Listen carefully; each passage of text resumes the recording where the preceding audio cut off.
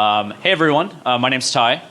I've been working on Android since 2008 or 9, and I've been working on various aspects of developer platforms within Android since about 2012. I started into this more niche part of Android when I was working at Evernote and started doing some of the work with the DevRel team and our SDKs and doing conferences. Found that I really loved it and continued down that path, building developer tools at Twitter, working on the Fabric toolset. And now I'm at Uber, working on our developer platform where we build a lot of tools focused on empowering folks like you, external developers, to build on top of some of the stuff that we're putting out. For those of you not super familiar with what a developer platform is at a big company, it's generally the arm of a company that focuses more on the external API, the SDK, some open source, developer docs, developer relations, maybe partner integrations, and that sort of work. Today, I want to walk you guys through some of the experiences that I've built out so that I can impart some ways of thinking that'll help you when you want to design your own platforms, or if you just want a broader understanding of what's going on under the hood as you integrate with some of these apps. What do I specifically mean when I say mobile developer platform, though? A traditional approach to mobile integrations between an app and some third-party service might historically look like a bunch of SDKs that live in every single app.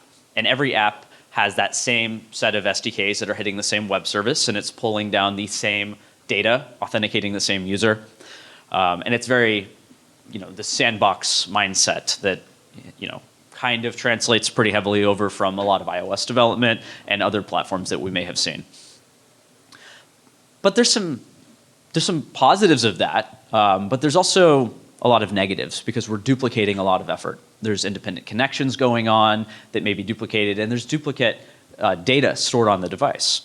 And as we're thinking about a global audience, one where in emerging markets, for example, they may have limited cellular connections and they may pay per kilobyte. So all of this duplicate data could be costing them a lot of money.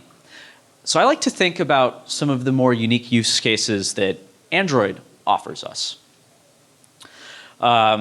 There's a lot of this functionality that's already built into the first-party apps on your device. If you're already using Facebook or Dropbox or Uber or Google Drive or anything else, they're already doing a lot of that work. It's already storing that data.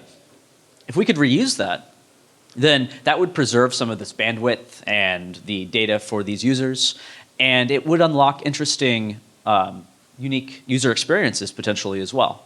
So I'm going to walk you through a few of these. And with those perspectives, we'll cover 3 major topics in line with this. The first is we'll do a deep dive into thinking about deep links, both with Android examples, but this will be relevant for Android and for iOS. And then I'll cover some tactical approaches to designing and implementing and simplifying authentication flows on mobile. And lastly, I'll cover some more of the advanced inter-app communication by discussing systems integrations for APIs. So let's start with the recent project, the deep linking support in the new Uber app. For those of you not familiar with deep links, it's just a general term used on Android and iOS to represent a URI that an application can handle. In our example, some third-party application might have a get a ride with Uber button, and when the user taps that, it starts the ride request flow in the Uber app. Now, this URI is made of a series of parts that communicate the intention of the deep link. In this example, the scheme indicates that the Uber app can handle it. The authority indicates the action that's specifically to be performed, and then we're putting a bunch of the extra data that's needed to finish the request as the query parameters, like the pickup location in this example. Now, we just need to register our URI information in the Android manifest, and we're telling the Android system that our application can handle this. Now, we're also specifically, in this case, specifying the authority. We're limiting the scope down a little bit. This would allow us to only pump this intent filter to the specific activity. For example, if you had a lot of different actions that could be handled, you might want them to be handled by different activities. But since deep links are more of a general term used on both platforms, including the web, it's more common to think about them as an HTTP or HTTPS URL. And that's generally referred to as a universal link. Now, the same data is supplied to this as it was to the deep link that we just looked at, just in a slightly different format. And since the universal link is an HTTP link that can exist anywhere on the internet, let's talk about a typical flow that could have some pain that introduces. So let's say that a user sees your universal link somewhere in the wild. They see it in a native app, they see it on a website. They're intrigued. They say, yeah, I've heard of this Uber thing before. I would like to get a ride. I'm gonna click it. Now, assuming they don't have the app installed because they're a first-time user, they're taken either to a landing page where they're upsold to download the app, or maybe they're taken right over to the Play Store so that they can hit the install button. They think to themselves, yeah, I'm kind of bought in. I'm going to give this a try. I'll install the app. They install, they open it. Now they're looking at probably a sign up or a sign in screen. It's a little annoying, but they're kind of committed to this already. They already had a use case that was in mind. So they sign in, and then guess what happens? They're left at the default landing screen of your application. Your app didn't preserve the user's context and just drops them here. Now, what happened when they clicked that link? The context was lost. They're going to have to duplicate effort, the user will specifically, and they're more likely to churn. But that's fine, right? No, of course not. Since it lost track of what the user was doing, they're going to be immediately frustrated with your app. That's really not the first emotion that you want your users to feel. You want them to feel like it was a magical experience. So this brings me to an important design principle. Preserve the user's context. You should do everything in your power to prevent the user from having to leave and come back and duplicate effort. The more seamless you can make this flow, the higher conversion rates you'll see as well. So how can we think about solving that user problem? Because we're using the standard HTTP URLs that I mentioned, universal links, the browser will handle opening this, and it'll walk through that flow that we saw. So we want to provide the best possible user experience. So when we arrive there, we want to take the original intention that the user had, that URL, and we want to encode that. And when we send them along to the Play Store, we want to pass that along as a referrer parameter. Now, when we do that, that tells Google Play, hey, I referred this user with this thing, and they need to get a chance to see this again a little bit later in the flow. Now, this is often the point in deep linking, especially when you're dealing with iOS, where your server may want to fingerprint the device, it may want to create a unique ID for it. This will be often used for affiliate information if you're dealing with campaigns or third-party partners or things like that. And so then it's going to take that ID, or it's going to take the original URL that was there. It's going to hand that along to the Play Store. Play Store is going to install the application. The user launches the application. Now there's a broadcast receiver. And if you've implemented this, the Play Store is going to emit this broadcast, the install referrer broadcast, and you have one chance to catch it. When you do, you can extract from the intent that original referrer that came across. So now is your opportunity to take that information. That could be the original URL. It could be an ID that you need to reach up to your server and get the original intention. But at this point, you can have that flow continue for the user because you have the context. Now, with Android, Marshmallow, and up, an application can be set by default to open a URI so that we no longer have to see the intent picker, which could have been problematic for this as well. And this provides a better user experience, and as we'll see later on, also helps with some additional security. So to implement app linking, you need to make two modifications. The first would be to your Android manifest. You would want to add this auto-verify tag. Now this to the intent filter that you care about specifically. And then second, you would want to create a file that lives on your server, on the domain, called assetslinks.json. And you take your public fingerprint from your key store, and you put that here. And now Android will automatically check and validate the schemes that you had called out against your domain, and it'll see if the APK on the device is signed with the same public fingerprint as the one you have declared on your server.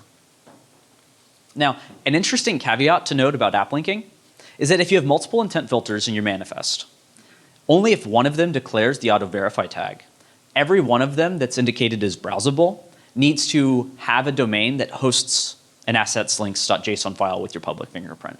And if any of those verifications fail, like I said, even for one that doesn't have the auto-verify equals true, then it will not think that it can handle app linking, and it will end up prompting the user with an intent picker.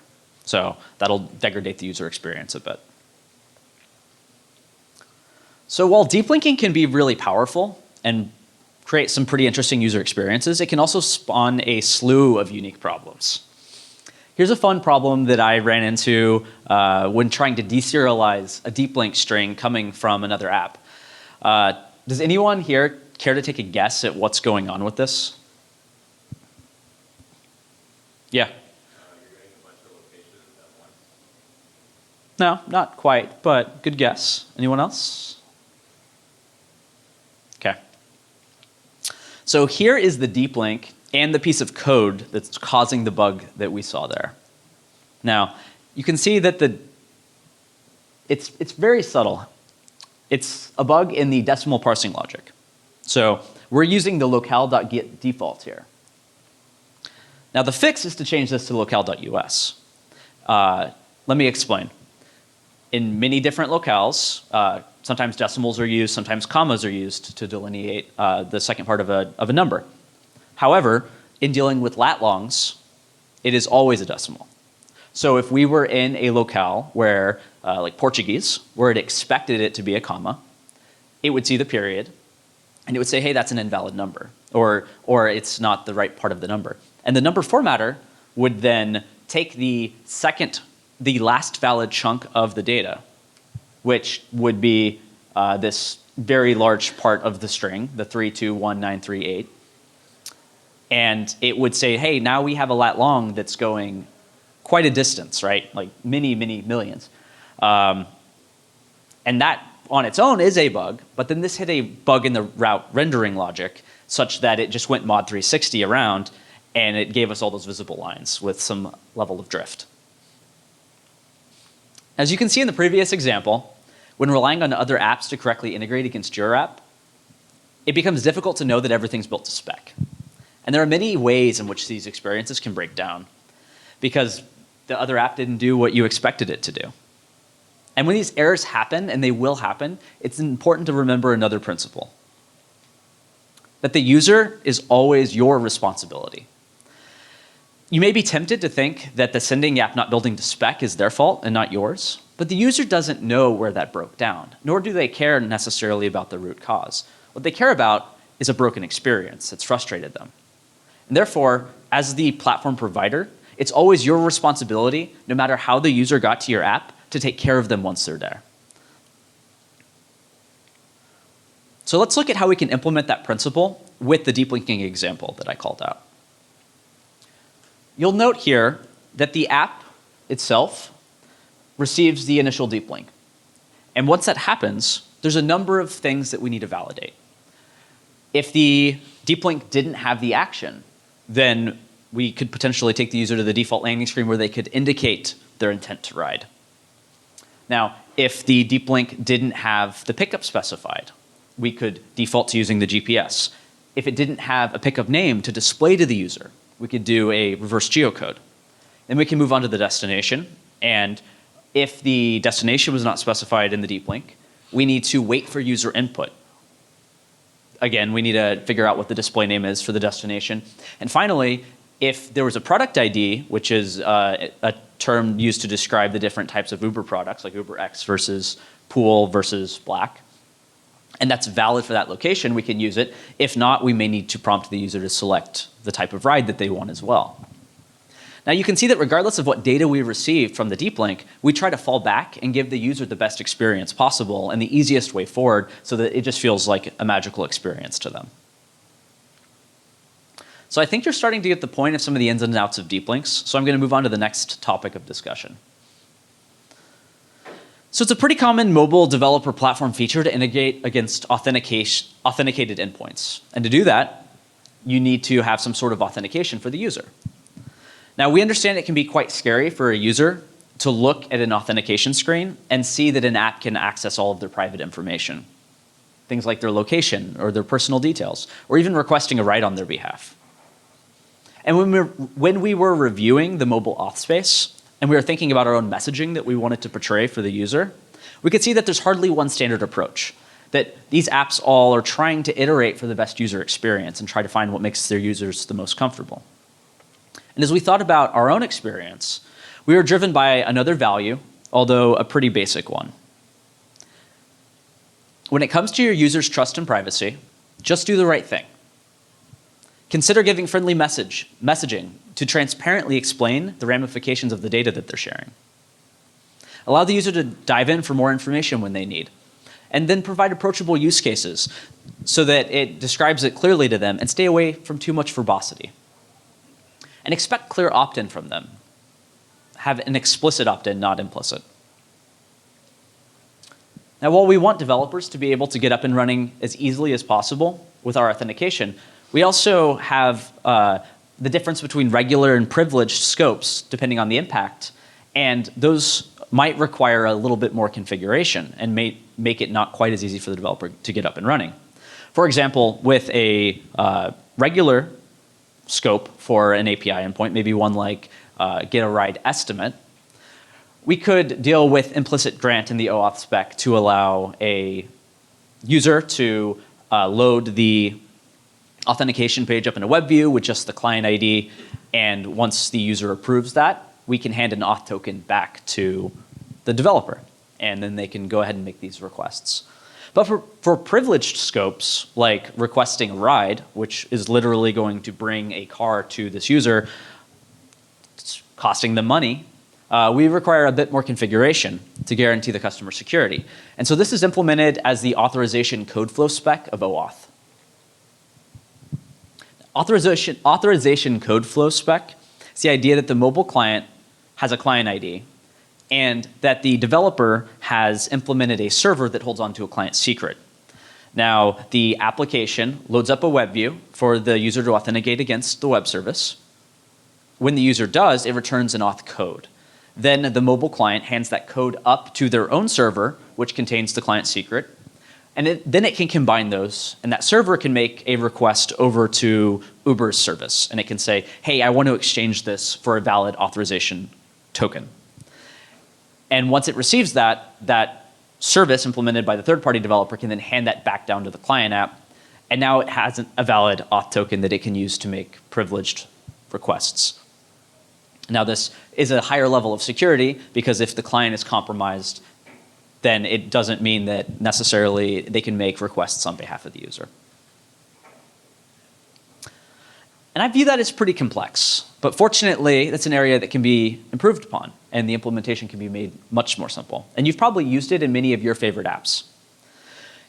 By integrating against the installed Uber app on the device, we can guarantee the integrity of the client, and we can guarantee the integrity of the client-side configuration using JWT encrypted payloads. Therefore, we perform the authentication inside the Uber app on the device, and then we return a privileged access token to the third-party developer. Now, there's still a lot of things going on, but to the client application that's consuming it, it's just the same two steps: send, client ID, receive. And there's a few ways I've seen these built out before.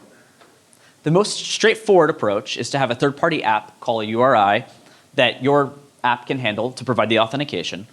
And then when it's done, it fires a redirect URI, which the app that started it has registered to receive, and it will launch back into their app.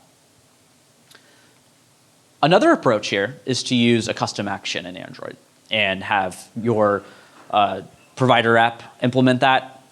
The third-party app calls start activity for result. You can now check their calling package to make sure that it's the same package that you expected it to be. And once you've done that authentication in a web view, you can then call set result and finish, and the calling application will receive that. And lastly, a third approach, and it's similar to the second, is to use the Android account manager, which is the platform-ordained version of this, to manage the flow. Now, this requires additional permissions to be requested, which can be quite limiting. So to give an example, more or less the standard URIs is what Uber's using and what we're moving toward. The intents with the custom actions are what we ended up building out for the Twitter authentication when I was there because of handling some legacy clients that already existed in the wild. And the Android account manager implementation was built out when I worked on the Evernote SDK because of a specific product that we were having to build, and the product requirements needed us to externalize that information to other accounts on the device. And so we'll walk through a few of these. I think that using URIs and the callback URIs, the first one on the previous slide, is the most standard approach. And there is even a standardizing RFC that's out on this right now. But it has a security concern out of the box on Android. And it can be mitigated through things like app linking and using the package manager to do some custom querying. And I'll walk through a couple of those examples in a little bit. But what this is doing essentially is at a high level approach, the client app starts a URI, and if it's registered by the provider app, then it launches straight into the application. And if it's not, it checks to see if the scope is privileged. And if the scope is privileged, then it needs to have the authorization code flow set up. And if that's not set up, then it takes the user to install the application in the App Store. If it is set up, it could potentially use the web view flow, where it's using the authorization code flow that the third-party developer set up on their server. Or if it doesn't need the privileged scope at all, then it could potentially just use implicit grant and load up a web view straight in the SDK. Now, walking through this entire flow using the deferred deep linking use case that we described earlier, this could allow for multiple routes that end up bringing back an authenticated token for the end user. As you can imagine, when authenticating a user, security should be a really high concern. And firstly, I recommend that on both sides of this contract of setting the URI and sending it and on receiving it, that you set the package name that's expected that you're communicating with to prevent other apps from intercepting it. And to further enforce a secure channel between the two apps, and something that we do on the Uber app and Facebook does in their SDK is that and I recommend that you do for yours, is that you get the public fingerprint of their APK and you store that on your service, and then in your application, you make sure you're only communicating with the app that has that public fingerprint. We also stored the public fingerprint of the Uber app in our SDK so that we can't start authentication with something that may be a fraudulent account or a fraudulent installed application. Now, for ease of development, I recommend allowing multiple signatures to be set here in your developer dashboards. For example, you might have the developer key store and then the release key store. Now, the fingerprint is easy to retrieve using the Android key tool, and this small snippet here kind of shows that. Now, it's a bit of additional overhead, but it's very needed to protect the user. If you didn't necessarily have access to your release key store, maybe it's stored on a CI box, you could also retrieve this from a signed APK using a slightly different code that I'm not going to show. And then there's a common approach for security by using the package manager to verify that public fingerprint that's installed is the same one that you expected. Now, this will get all the signatures for all of the certificate, the CAs, and then check to see if they match the public fingerprint. Now, does anyone see problems in this code here? Not syntax. I know that the return true doesn't have a semicolon at the end.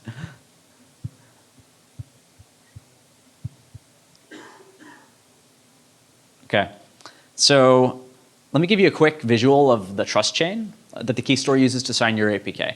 The chain starts by being signed by the root cert and then a number of CAs before signing the developer cert. So when we say get signatures, we're looking at the signed public fingerprint for all of these that are in the chain. But there's a reported vulnerability on older versions of Android that also didn't have Google Play Services, because this was patched in an over-the-air update to Google Play Services, where you could generate a malicious trust chain and then import that into the key store and then sign an APK with that. And you'd end up with one that looked kind of like this. It wouldn't go up to root. It would just have a public fingerprint that was taken off of a public APK, and it would indicate that it was the signer for a developer cert. Now, if you looked at this and analyzed it, you'd only see two. These have different fingerprints, so it's clearly not legitimate. But that previous code, which was very prolific in many big providers, would fail on these older versions of Android. So the proper fix to that is, instead of checking if your signature was just contained in that array of signatures, we need to check if any of them do not match the public fingerprint. So let's move on to a different implementation of native auth, the one that we used at Evernote. Now, if you're looking to go to a darker place where you can try to understand, the deepest Android ordained way of doing this sort of authentication, I'll give you the walkthrough of Account Manager. Keep in mind that when we built this out, we had product requirements that made it a necessity that we used the Account Manager over using URIs, because we needed to externalize that information to other applications so that they could check on the status. But first, why am I harping on the Account Manager so much? Well, to start, it's an Android-only approach, and that's great for folks like you in the room, but keep in mind that most product teams like to think multi-platform, and that becomes hard to prioritize. Second, the implementation is arduous at best. You'll spend a lot of time looking at sample apps and pulling your hair out. Lastly, on older versions of Android, you had to have new permissions, like get accounts and manage accounts. And that would block auto-update paths for users, so that was pretty problematic. Now, if you're still with me, we'll cover a couple of the basics of implementation. Well, first I'll give you a couple pros, and then we'll cover some basics. The Account Manager is the system component that does group authenticated accounts together. So that is a big positive of that is that that's accessible to other applications on the device in a consistent way. And it provides helper methods to do things like store account data, refresh OAuth tokens, have multiple authenticated accounts, and even handle access denied scenarios. And it provides a level of consistency to the end user, which is really nice, where they can view and manage their accounts all from one place in their settings. This part is better than having custom implementations per application. So how do we track our own app here?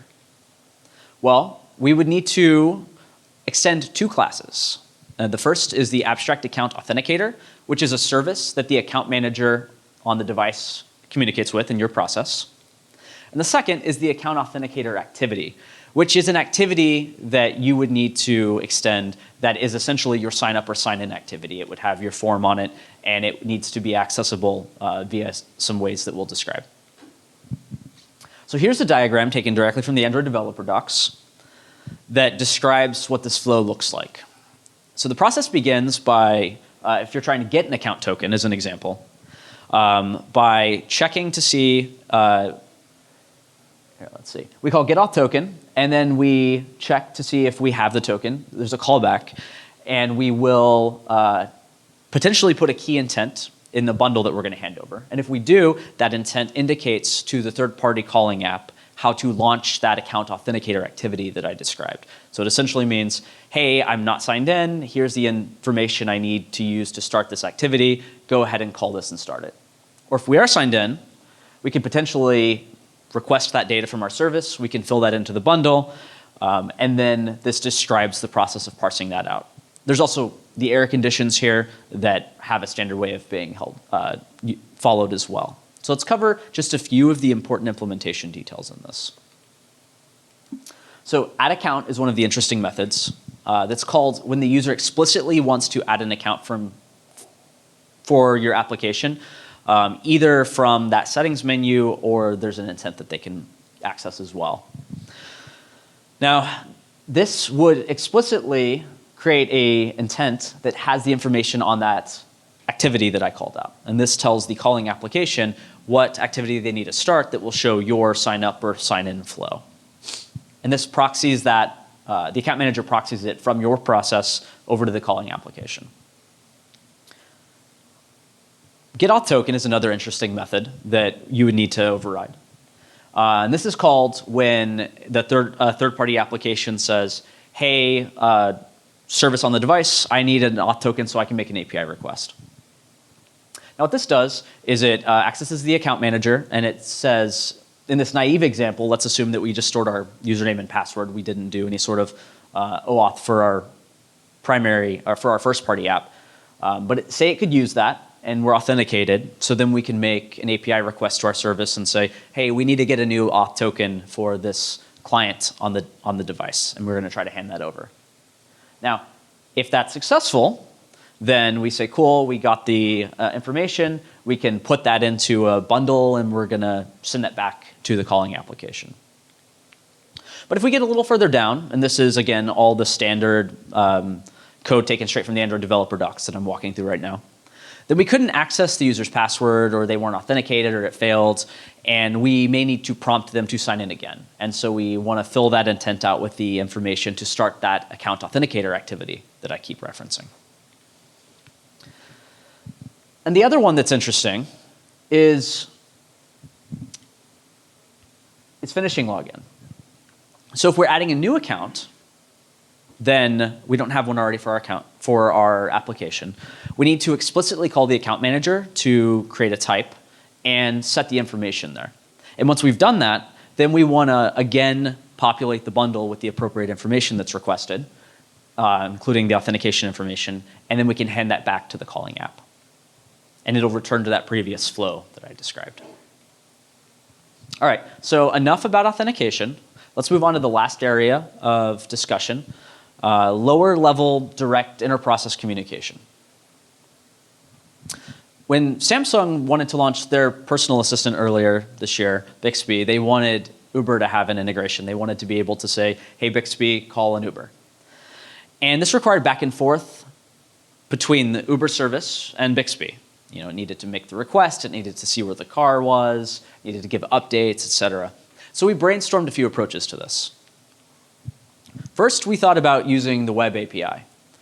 Now, this would be great for a range of use cases, you know, without client-side changes that were necessary. They would be integrating straight against our API, so they would be making the changes in their app.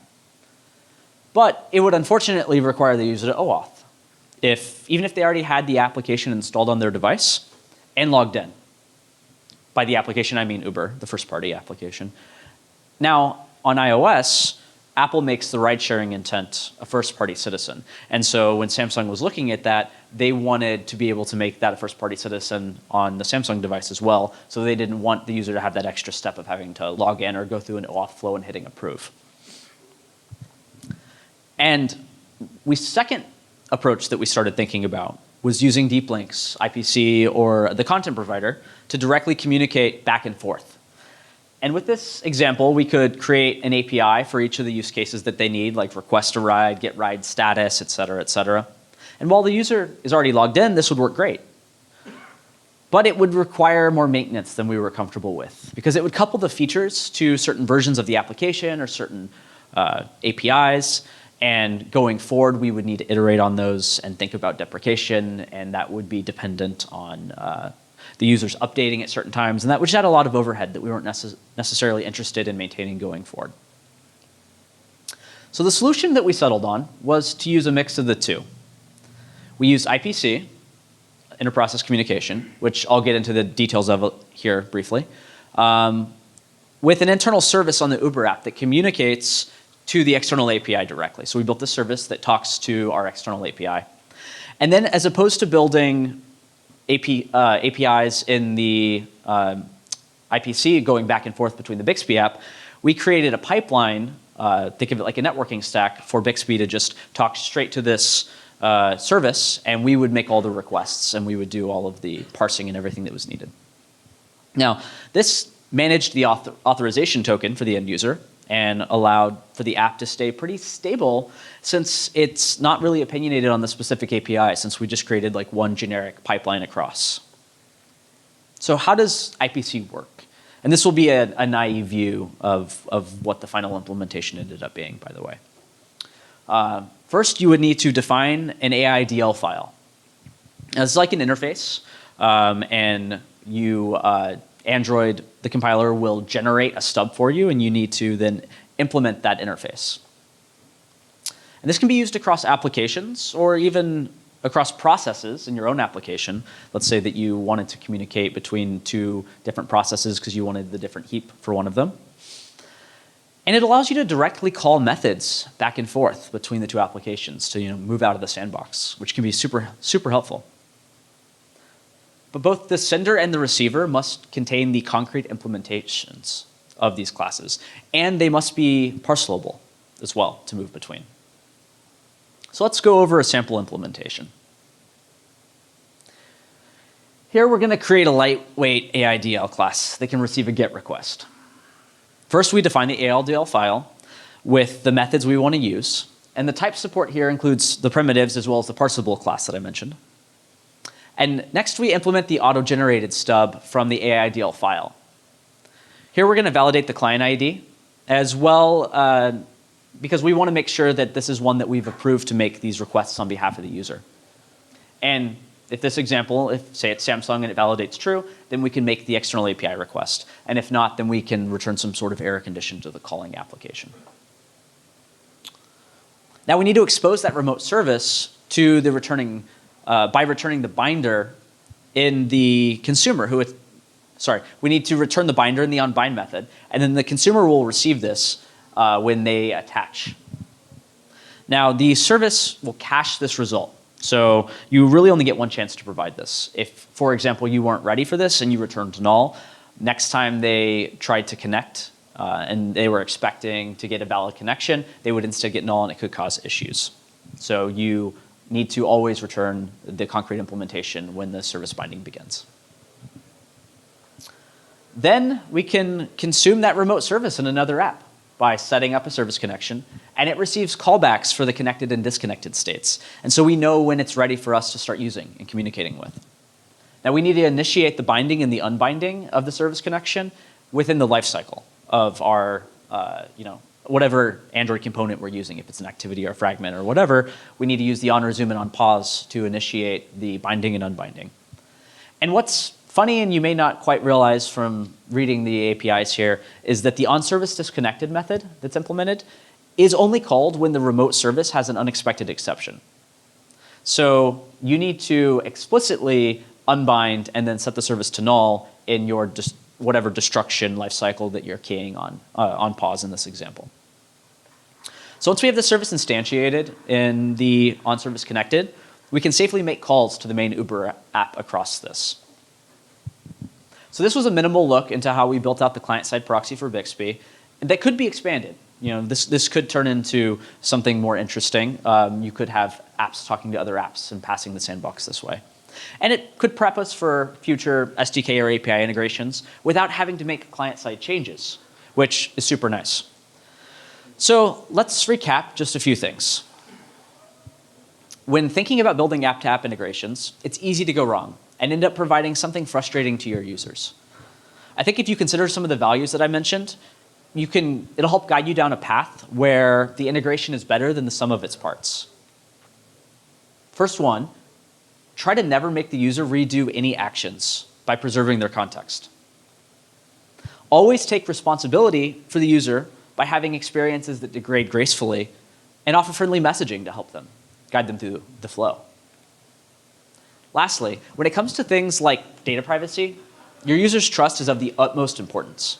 So provide a friendly, approachable, and transparent experience to guide them through it.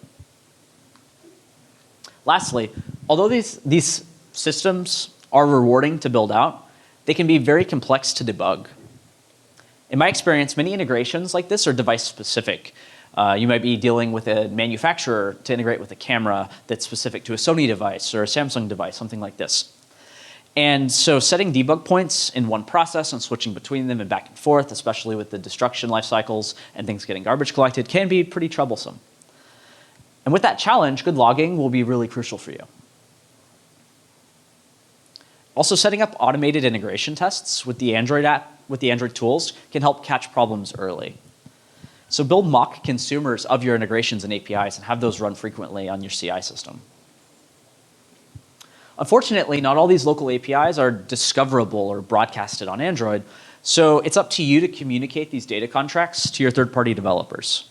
You need to have accessible developer documentation so that they can look at that and understand the contracts.